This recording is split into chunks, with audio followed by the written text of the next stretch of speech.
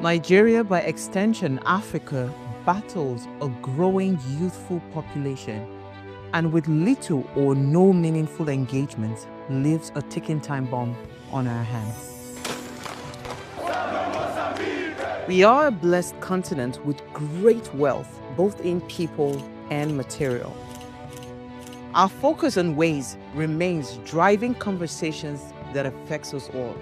Topics in the news, social concerns, politics, leadership, governance, empowerment, resource management, conflict management, finance, SME sustainability, technological innovation, food security, health, education, brain drain, our well-being, citizenship, and much more.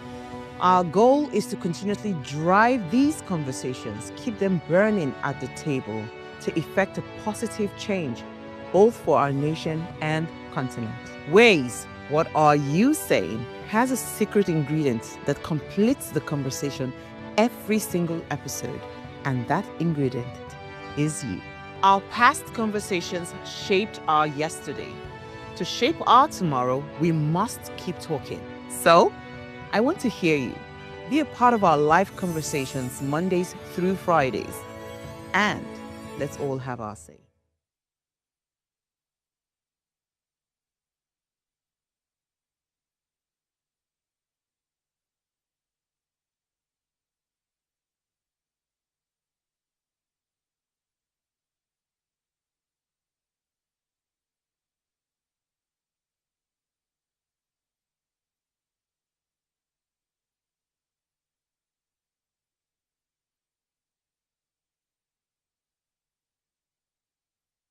Good evening and welcome to Waste Prime Time. My name is Choma Kalu, and tonight we'll be looking at major developments in Lagos, raising both optimism and anxiety.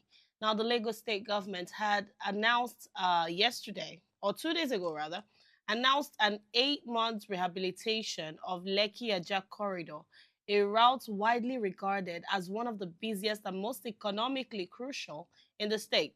Now, the project begins tomorrow, being November 15th, and while the government insists it is long overdue, many Lagosians are worried about the timing, especially because we're entering the Christmas and New Year festive season, a period when Lagos hospitality, entertainment, tourism, retail, and transport sectors generate billions in revenue. Now, with lane closures, diversions, night walk, and heavy construction activity, there is growing concern that the repairs could severely disrupt the dirty December, delay major events, increase travel time, and reduce the seasonal boom that businesses in Lekki, Ikate, Chevron, VGC, Songotedo, and Ajah rely on at this time of the year. Now, the question is already looming. Will this rehabilitation strengthen Lagos' long term mobility, or will it cripple the state's festive economy before the benefits emerge? Tonight, we're looking at the road repairs and we're asking if it's a smart timing or just an economical mistake. Now, remember, Waze is all about you, as you are the why you Waze. So be a part of our conversation every single day, including tonight, and add your voice to the discussions. Head on now to YouTube if you haven't subscribed. Look us up at Official Upgrade TV, like, share, and invite your friends and family to join the show. Now, when I open my phone lines, I'd really love to hear what you have to say. Now, as always, here is a quote for you to ponder on for tonight. It says, infrastructure repairs are costly, but neglect is far more expensive. And this was said by the World Bank Urban Transport Unit. We're going to open up more on this conversation, but first of all, we'll go on a quick break. And when I come back, I'll take you through the news that caught my eye today. Please stay with us.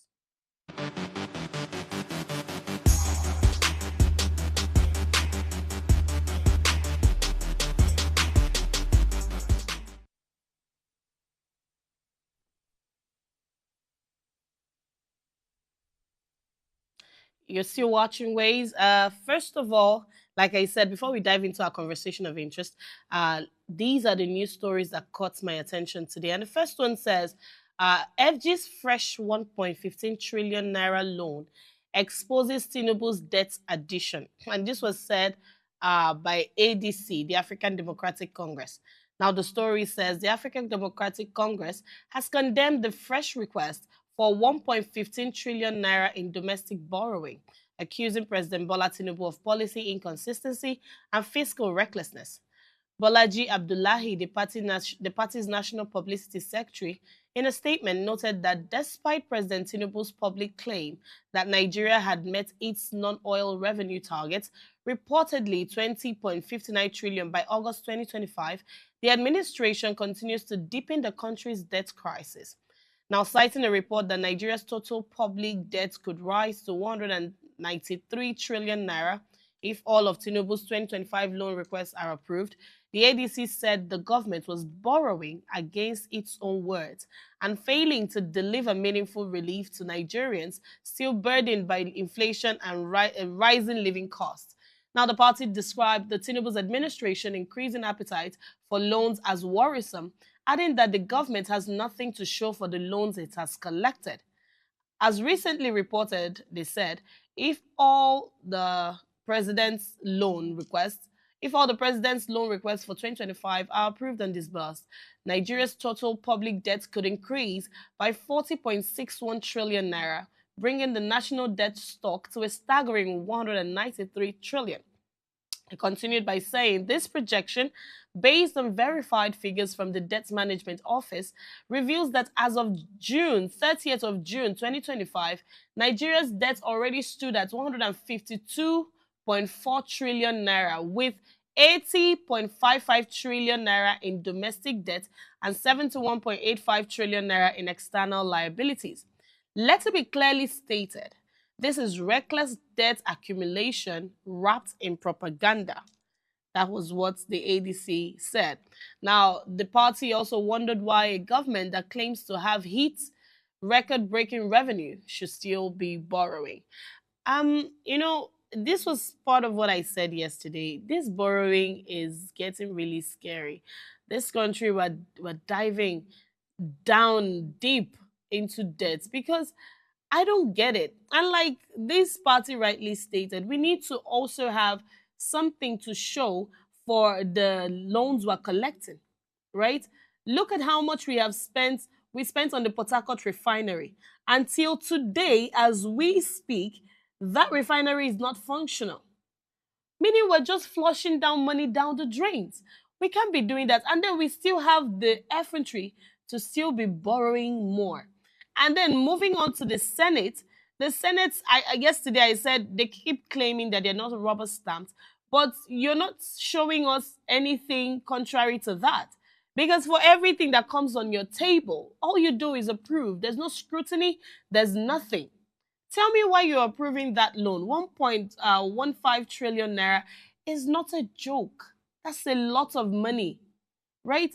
So I think at this point, something has to be done. The ADC has called it an addiction on the end of the president. And then, like I said, he will leave the government one day. He's going to leave. His tenure will be over. And then when the next administration comes, they'll be stuck with debts. And that's not a good way to start. How will the nation progress? Of course, there are necessary borrowings, but come on. It's getting out of hand. Anyway, moving on to our second story of interest, it says lawmakers ask WAEC to suspend 2026 plans on CBT transition. Now, I brought the story because yesterday we talked about some changes made in the education sector, some policies, and now our guest noted this particular one. And now the story says the House of Representatives have asked the West African Examination Council, WAEC, to halt its transition to computer-based tests, CBT, for the 2026 Senior Secondary School Certificate Examination, SSCE. Now, the lawmakers issued the directive on Thursday after noting that many schools, particularly those in rural communities, lack the facilities and personnel required to implement a full shift to CBT. The decision came after lawmakers adopted a motion of urgent public importance sponsored by Kelechi Wogu during Thursday's plenary session, which was chaired by the Speaker Abbas Tajuddin. He noted widespread concerns about the preparation level of schools across the country. Leading the debate, Wogo emphasized that WAEC oversees examinations that decide students' qualification for higher education, pointing out that most tertiary institutions demand a minimum of 5 credits, including English language and mathematics, for admission. The lawmaker noted and warned that the rushing this implementation could result in mass failure, frustration, depression, and potentially foster social vices among students. He therefore suggested allowing at least 3 years of preparation before fully rolling out the policy, aiming for implementation in the 2029 to 2030 academic session. I couldn't agree more because we've not even sorted the issue of even having enough teachers to teach students, especially in these rural areas. And now you want from 2026, schools will start writing WAEC with computers. How many schools can afford that? How many students have even seen computers in their lives? You know, going through school, primary school, secondary school, most schools were taught computer based off on theory, just plainly theory, all right? Not they couldn't walk into a computer lab and actually have practical sessions, of the teachings on an actual computer. So why do you think it's okay to just all of a sudden wake up one morning and tell us from 2026, remember we're in November, 2026 is like 2 months away, and then tell us from 2026 WIAC will be written, it will be computer based. Make it make sense. What are you trying to prove? What are you trying to drive? I keep saying it. You keep trying to aim to compete on global stages, but you're leaving out the fundamental duties. Things you're supposed to sort out of fundamentals, right? The foundation. Put it together before it starts yielding fruit. If you see a tree that is producing bad fruits, you don't just cut off the branches, you treat it from the roots. That's how it's done. So telling students that they'll be writing computer-based WAEC, we're already crying with the level of failure we're seeing. Imagine now for students, especially, I'm concerned about grassroots, I'm concerned about rural areas. Most of these people, like I said, don't even have chairs, basic desk to actually sit and learn. They sit on the floor. They don't have good shoes, they don't have good uniforms, they don't even have teachers enough. And then you want them to write WAEC using the computer. Just yesterday, he said, "Oh, we are going to be using English as language of instruction." And then I asked again, before rolling out this policy, did you consider the people in the rural areas? Let's stop acting like we're totally detached from the realities of Nigerians. Well, if you look at it, you see that you are actually detached, because you can't tell me you understand the plight of an average Nigerian struggling to become something in the tightness of things, and then you still roll out things like that. It doesn't make any sense. Yes, your children might be abroad, they can afford to live, they have the good things of life, but the people you're serving, right? The mandate that rests on you demand that you put them first. So I do hope that there's a reconsideration, and these things that are kind of swapped and puts a stop. Let's stop these things. Give it time. I understand it's good for development, all right, but give it time. ADC, what's it called now? There's been a suggestion now that you leave this thing to 2029 to 2030 academic session, which is okay. So from now, you start sensitizing, you start creating the awareness, you ensure that schools have computers enough, right? You have the right manpower to actually teach the children how to use it, and let them get used to it before the time for the WAEC. And that's when you see progress. All right, let's move on to our last story of interest. It says, Libya deports 80 Nigerians over illegal stay. Now, the story says, Libyan authorities have deported 80 Nigerian migrants being held in various detention centers across the country as part of ongoing efforts to curb irregular migration and decongest holding facilities. Now, the Department for Combating Illegal Migration, in collaboration with the Nigerian Consulate in Tripoli, coordinated the repatriation exercise through Mitiga International Airport on Wednesday. According to the Migrant Rescue Watch, a group monitoring migrant welfare and human rights in Libya, the deportation followed judicial directives issued by the Libyan Judicial Police. Now, in a statement posted on X, The organization said Judicial Police Department, on orders of the Public Prosecutor's Office, transferred a group of undocumented migrant females of Nigerian nationality to DCIM custody in Tripoli. Now, all females were served with judicial deportation order and are awaiting deportation.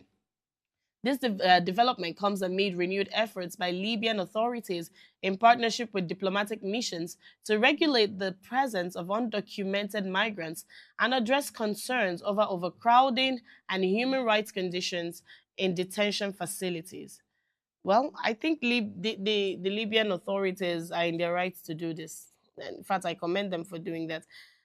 It feels really sad because everyone is trying to leave to find greener pastures.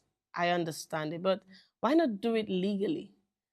I mean, you feel you're suffering here in Nigeria. Why do you want to now take the step of illegal migration and then keep living in fear and panic and suffering in the country you are supposed to go to gain greener pastures? You know, it doesn't just add up. It doesn't make sense. So if you don't think you can be here and strive for a better life, if you must migrate, make it legal. Don't these are things that put Nigeria on a very dark side. These are things that blacklist the country, right? Let's stop doing this. We understand the country is not where we want it to be. But if you must leave, like I said, if you must leave, let it be legal. At least for your own peace of mind, right? Now that they are deported, now you've been in detention for God knows how long, and now you're being deported. It doesn't make any sense, all right? Anyway, that's all the stories I can take that caught my interest today. We'll go on a short break. And when we come back, we'll dive right into our topic for tonight. Please stay with us.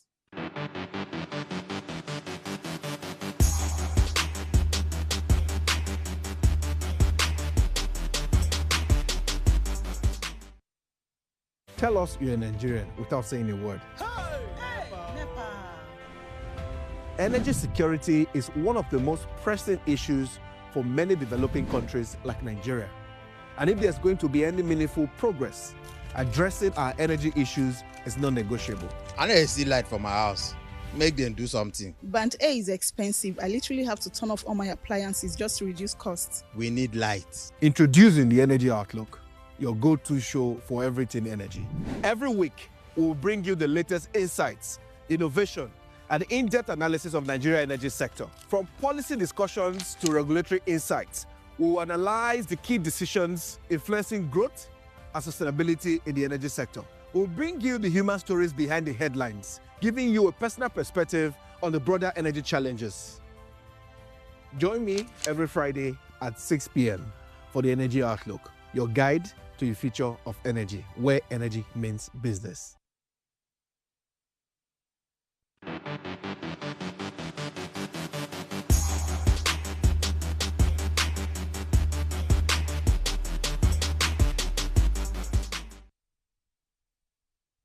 Yeah, welcome back. If you're just tuned in, tonight we're talking about the Lekki-Ajah road rehabilitation.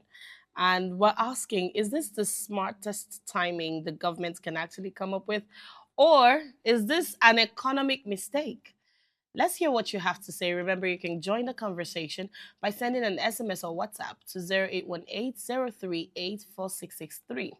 Also, our phone lines are open. You can call on 070-2500-7749 and also on 0701-4242-420. Let's hear what you have to say. Now, this conversation, around this road repairs continues to stir a lot of reactions across Lagos, right? Especially as this particular project coincides with the busiest social and commercial period of the year. This corridor is not just a road. It is, what do I call it? It is the lifeline that feeds Lagos entertainment scene, that feeds Lagos hospitality industry, retail businesses, tech hubs, estates, daily commuters, because yes, there's a lot of movement that would happen around this time. And, with these lane closures and diversions already creating longer travel times, if you leave on the axis, this Lekki to Ajah axis, in fact, if you live on the island, scratch that. If you even live on the mainland and you walk on the island, you know that traffic has become our middle names, right? It's something you go through. It's like a ritual. It's like part of your ritual to actually get into work. If you live in Lagos, you know this. If you're leaving your house and you want to get to somewhere, you're factoring in traffic time, stipulated time for traffic. Is that bad? So imagine when one lane of the road is closed, right? We really don't know what to expect. So with these lane closures, right? I mean, diversion's already creating longer travel times. Many people are afraid that this year's Christmas celebration, from weddings to concerts. I mean, we have a lot of concerts coming up. I think Davido's concert is when? There's a lot of concerts, right? People want to have beach hangouts, nightlife, tourism. These things will lose. There's a tendency, a very high tendency, that they will lose their usual vibrancy. Now, transportation cost is another thing we're going to talk about, right? Delivery delays. Dispatch riders are already showing us a lot of things. So imagine now you order something and before your delivery arrives, the delays are already more frequent and businesses are long, these axes are very worried about losing the seasonal revenue that they rely on to stay afloat. And while the state government insists that the long-term benefits would outweigh this short-term discomfort, the reality is that thousands of residents and business owners are bracing up for a very, very challenging festive season. So tonight we're asking very critical questions. We want to understand this. And if possible, we want to plead with the government. Well, if we are made to understand the reasons, in the course of this show, that's okay. But if not, we want to also on this show plead with the government. So we're asking, how severe, will the economic impact be? Will this, disruptions cripple Christmas commerce? Because I'm wondering, right, what commerce is going to look like. Or do you think Lagos can find a balance between repair and revenue? Anyway, I have with me Professor Simeon Nna, a public affairs analyst, to join us in this conversation and help us understand some of these questions and developments. Good evening, sir, and welcome to the show. Good evening, and thank you for having me. Great. Thank you for joining us. Now, let's quickly get into this conversation, Prof. So now, according to research, right, Lagos reported about a little over $71 million in revenue during 2024 dirty December, right? I dare say that this is the peak of revenue generation for Lagos, right? And now, out of that 71, $44 million came from hotels and about 13 million came from short-let apartments. Now, given that, how critical is this Lekki-Ajah corridor to sustaining this level of high season tourism income? Well, the Lekki-Ajah axis, as you rightly pointed out, is one of the major axes that you can think of in Lagos in terms of traffic. Right. Because some of us apply that route once in a while. When there is no problem, we normally, make out time for hold-ups, traffic hold-ups, and what have you. But right now that the problem is going to be compounded, I don't know how Lagos is going to manage. The timing, like you said, is very, very wrong. And you said it's going to last for 8 months, right? Did I hear you right? Yes, 8 months. Okay, now, if it's going to last for 8 months, it's going to take off the Christmas period and the Easter period. Right. And these are two big periods in Lagos that, businesses thrive, commerce thrive. And some of these hospitality industry, they make a big, cash, is a boom for them. Now, if you take those periods out, it's going to affect the economy of Lagos seriously. That's the IGR. It's going to affect the IGR seriously because most of the big companies are on that axis. Right. And most of the big men, equally live in that axis. So it's going to affect a lot of businesses.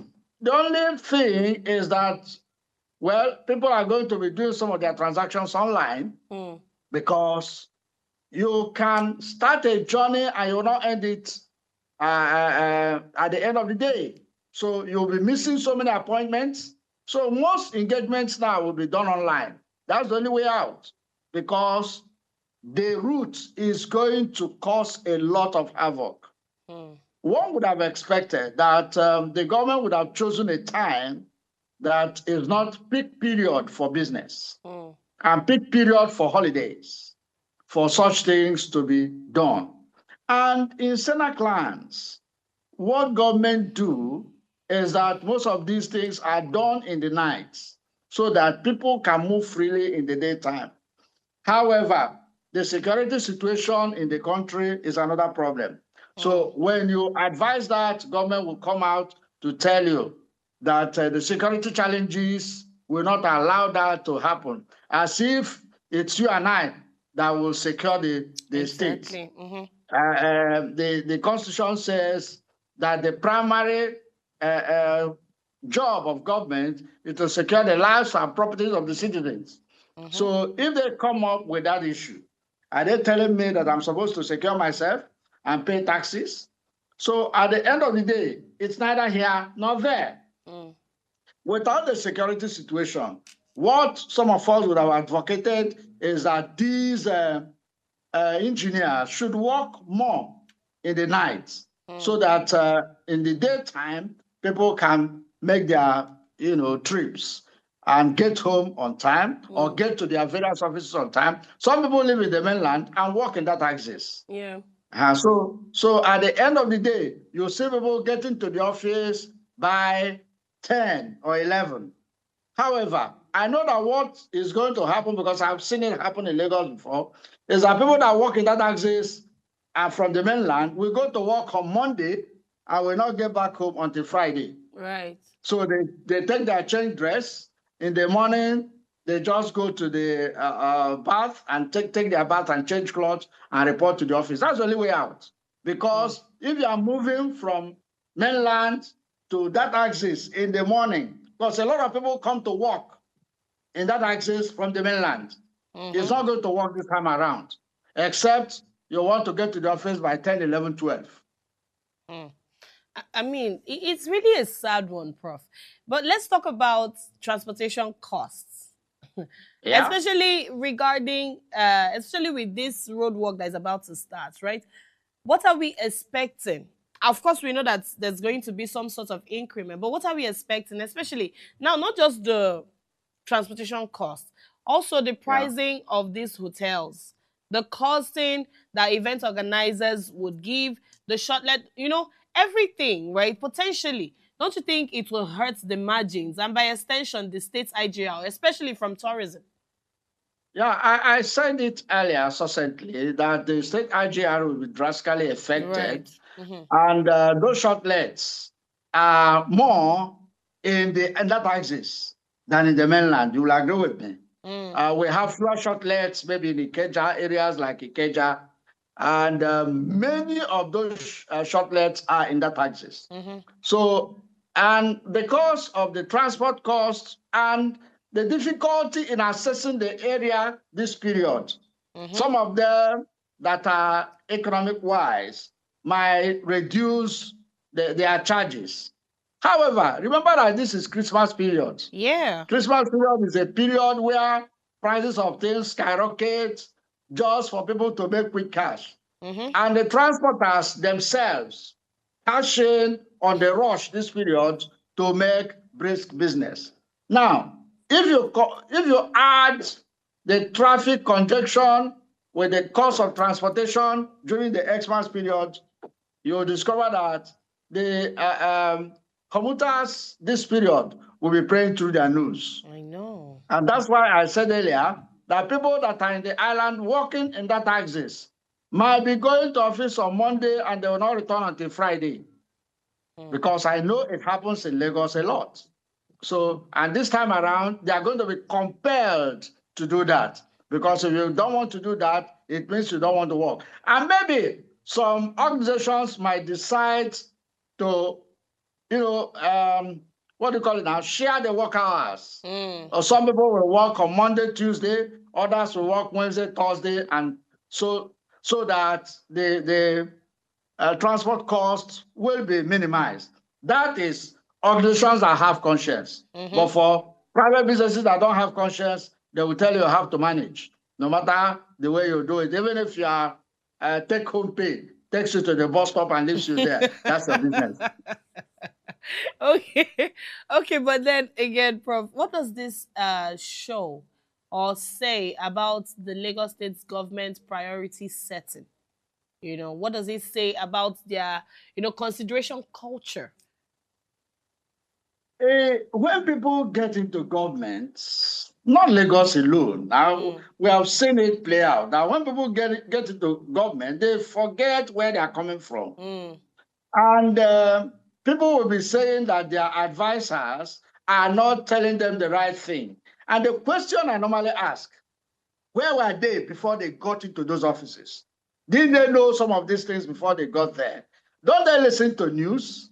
Don't they read papers? Some of these things are out there. So it's a no-brainer for somebody to come and tell me that they don't know what is going on. Who said so? That they don't know what is going on. They don't have time to watch tele, even when they are eating. At least they should listen to one news or the other. And they shouldn't just rely on what their aides will tell them, because their aides at times are bootlickers. They want to tell them what they would like to hear.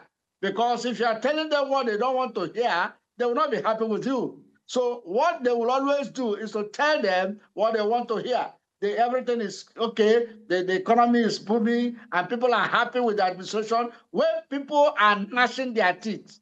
So at times, I will advise public office holders, at times, move around and see things for yourself. Don't just rely on hearsay, because what I will call beer parlor discussions. Because some of these aides, that's what they do. They just come and paint rosy pictures when actually there are thorns everywhere. I don't understand. So government should feel the pulse of the people before they do anything they want to do. The Lagos State government should look at this situation again and see what they can do. Maybe it will not be every day of the week that the workers will work. They choose some days of the week so that life will be made easier. Yeah. But if you do 7 days, 12 hours, there will be serious crisis in Lagos. I can tell you that for free. I can go to the bank with it. All right. Let's also move on to this angle. Now, Nigeria, Lagos, we have this culture of, this history rather of extending timelines, deadlines that we give. Now, he has told us 8 months. So by the 15th of July, this project should be completed. What accountability mechanisms should we put in place? Let's assume that, he doesn't want to, he's not heeding to what the public is saying. He thinks this is the right thing to do. What accountability mechanism should we put in place to actually, prevent deadline overruns, especially regarding this particular project? Well, in projects, when you have time overruns, there are a lot of factors that leads to time overrun. One of the major problems is funding.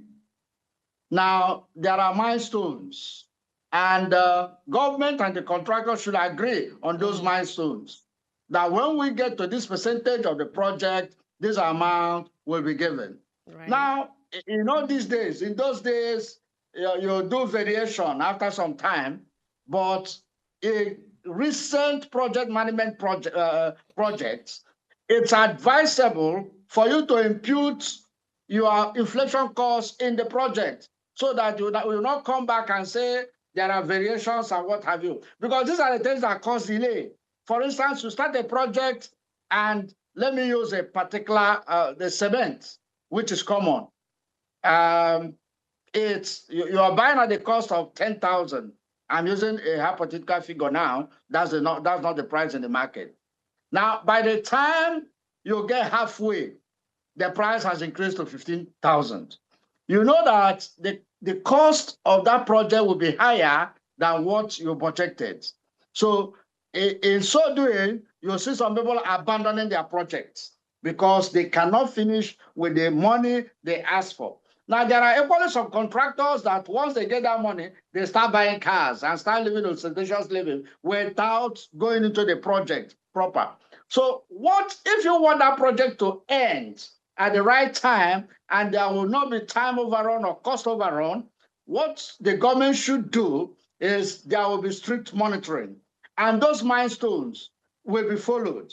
From this month to this month, you are supposed to get to this mileage, and then it will be followed strictly, and there will be strict supervision that these things are done. Otherwise, there will be time overrun and there will be cost overrun. And once that is done, the project is a failure. Because at the end of the day, they might not be able to execute that project to the letter. We go on a short break, and then when we come back, we'll continue the conversation. Please stay with us.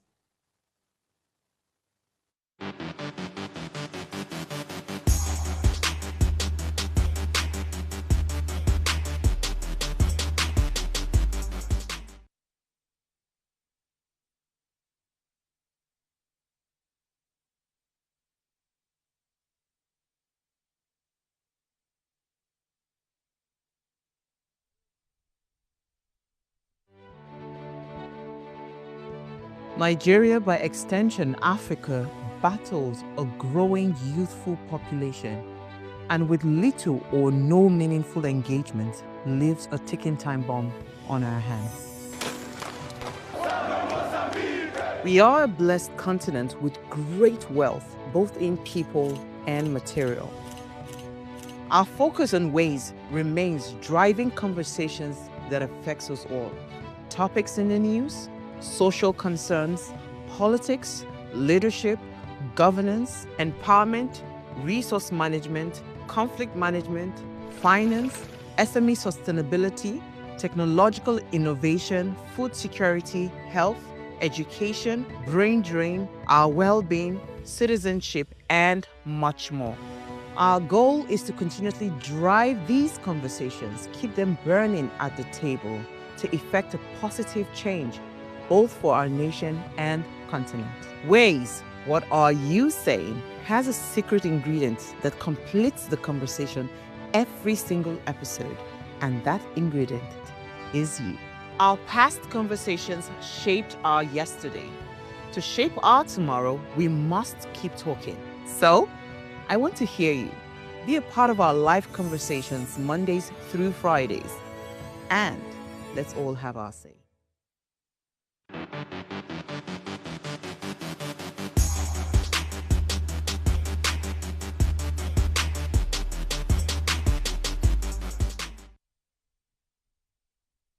Welcome back. We are still talking about the Lekki-Ajah Access Road rehabilitation. And I have Professor Simeon Na, who is helping us understand the implications of this particular decision by the government. Prof, thank you so much for still being with us. Now, I want to go towards the risk management aspect. A lot of people have cried out and said, oh, even if you're going to do this, which I think is a fair plea. If you're going to do this, at least give us alternative, roads. For instance, the coastal road, right? To truly help absorb this diversion and everything. Right. What would you say to that, sir? I think that's a legitimate request. There must be roads, access roads that will help people get to their venue or their offices on time, because you cannot block the road and use only one lane. It's going to cause a whole lot of bottleneck in Lagos, where commuters drive anyhow. No. These public transport drivers, if you drive in Lagos, you see how rascally they are. Although we know that the first lesson in driving is that every other driver is a madman. In fact, yes, that's the first lesson. If you went to a driving school, right, that's the first thing they will tell you. So when you see a car approaching, you caution yourself, another madman is coming. So you now begin to paddle your own canoe, because you have to drive your own vehicle and drive that of the incoming vehicle and the ones by your side, even the one behind you. You have to manage all of them. And with the rascality of these transport vehicles. And, you know, restricting people now to one lane is going to cause a whole lot of problem. The gridlock is not something you can imagine. You can be on a spot for over 1 hour. I can tell you that because I've seen it happen. Now, so what government should do is to find alternative routes that people should use to get to their destination.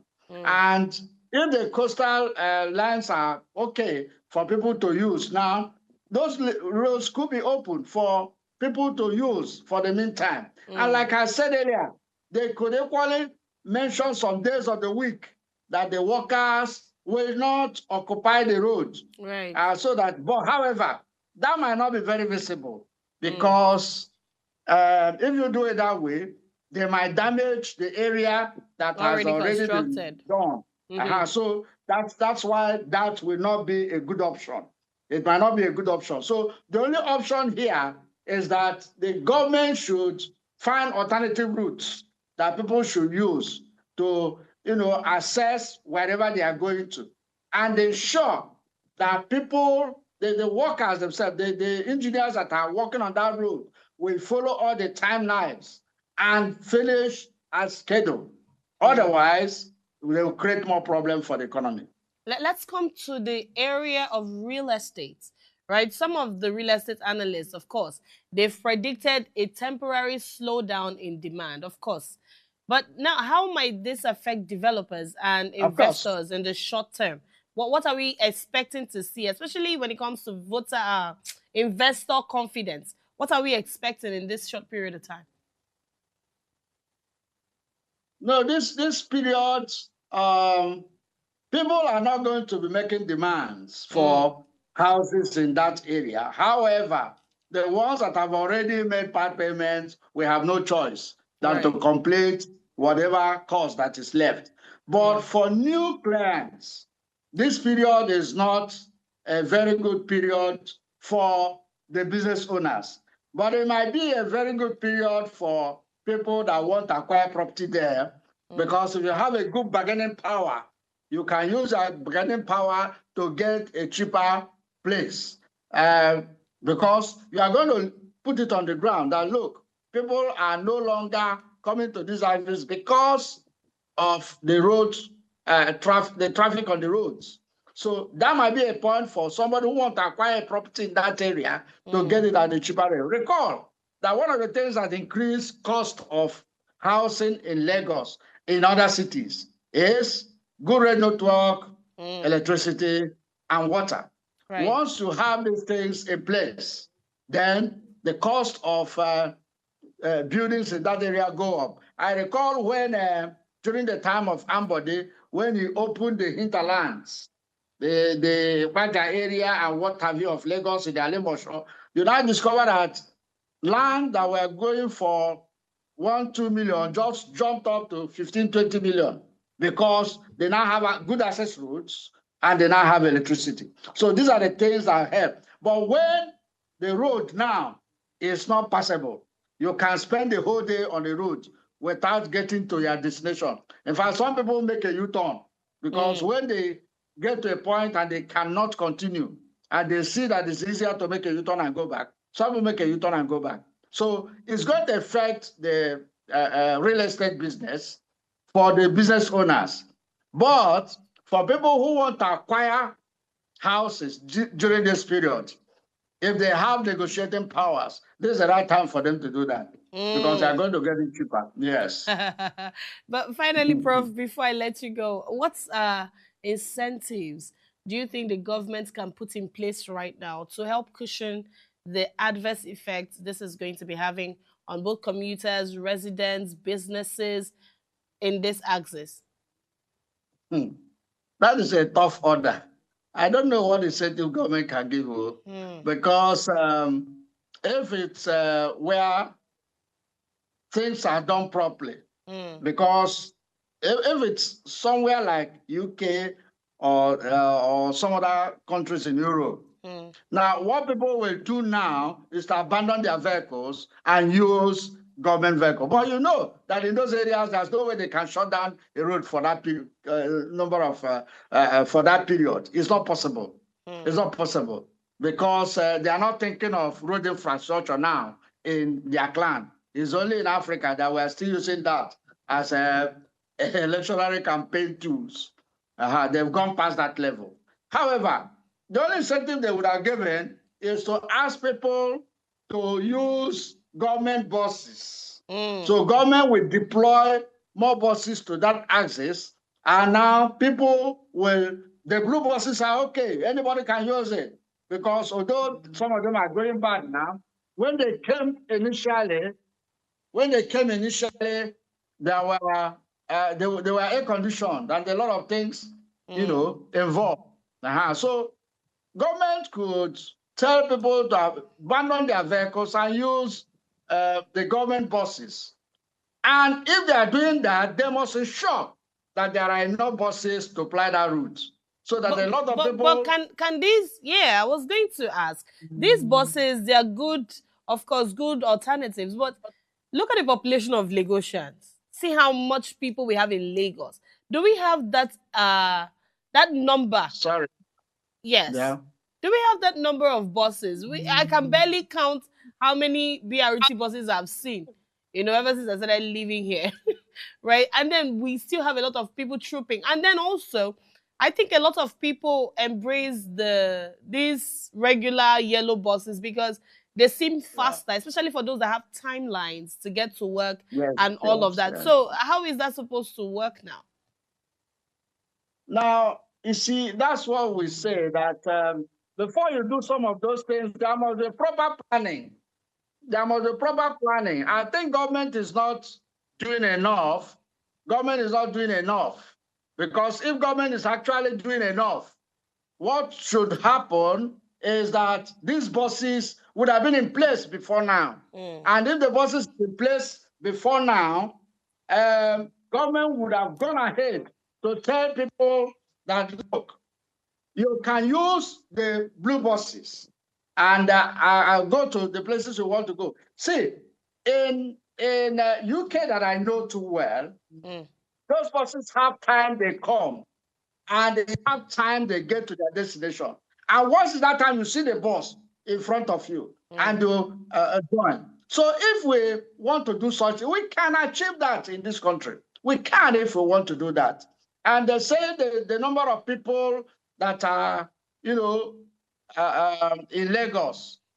Well, yes, we have a good number of people in Lagos, but that equally means more revenue for government. Because if these things are done properly and government manages it well, it's big revenue for government. It's big revenue for government. So I don't know why they are not, because the blue buses they bought, maintenance culture is a very big issue in Nigeria. It is. It because really is. With what they are charging, they are supposed to maintain those buses.